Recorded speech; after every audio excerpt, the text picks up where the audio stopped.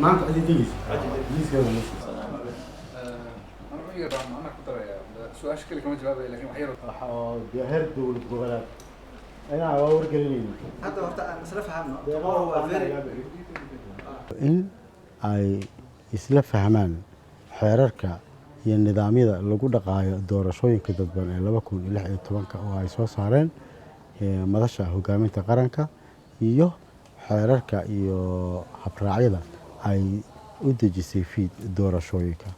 arintaas oo muhiim u ah labada gudi in ay mustaqbalka marka ay wada shaqeynayaan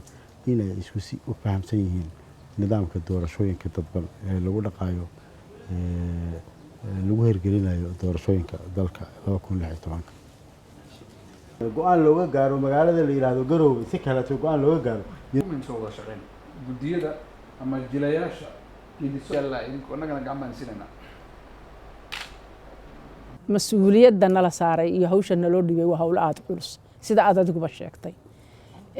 culayskana waxaa keenaya waqtiga lagu jiro iyo heerka dalka Soomaaliyeed uu marayo iyo siyaasadda ku dhisan qabiilka iyo maxaan ku yiraahdaa saami qaybsiga beelaha ayaa culayska keenaya waxa weeye dadku doorashadii caadiga ahayd oo la mari jiray uma bisla wax badan baa maaragtay isku qasmaya wuxuuna haduba mar beel iyo qabiil iyo wax kala jiidasho iyo gobol kala jiidasho ay gasho waa cuslaanaysaa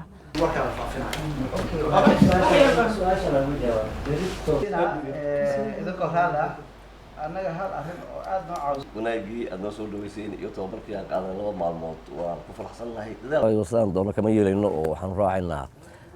waxaan ugu horeeyay ogtihiin muddo soo socotay doorashooyinkan qabanqaabada maanta lama bilaabin waxaa jira kulamadii ay yeelanayeen madaxda dalka madashii koowaad labaad saddexaad ilaa iyo maantay waxaa ka soo baxay waxay ahaayeen xeerar iyo nidaam la raaco horta shuruud waxa loo noqon doona ama xeerar loo noqon doona madashaas wixii ka soo baxay iyo tiyowaanada ama se waajibaadka shaqo ee loo diyaariyay ee ay guddigan federaalka ee hirgelinta doorashooyinka dadban ay sameeyeen inaan ka soo baxno insha Allah ka kale idinku markaad bilaabaysaan hawshan waxaad ka bixi saaxiibkay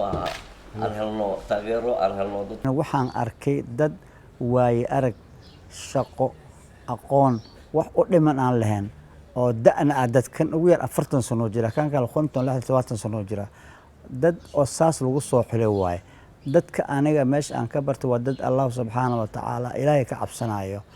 waxaana aad ugu dadaawad waxaana aad isugu waramnay inaan si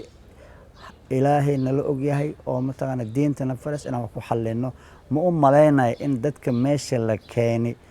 runtii anaha tacajiiba ii tahay yani qolkaas qofkii dadkii loo diray waxay soo xuleen dad isleedahay maasha Allah dadkan waa dadkii loo baahnay aan ku kala warqaaday madal tababara ma ahayn waxay dilaysaa creditkiina ay gelisay doorashooyinka iyo guddiga xalinta khilaafaadka sheeg cimrigaana waa ahay waana bukaa dhakhtar baan aadi lahaa waa uga baaqday arrintaa darteed in aan goobjoog ka ahaado ka mira dhaliyo ilaahay hadduu igu guuleeyo aan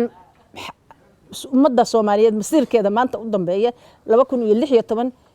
maxaan ku raada doorashada dhacaysa in aan ka noqdo xubin ka xalisa wixii khilaafaadho ka yimaado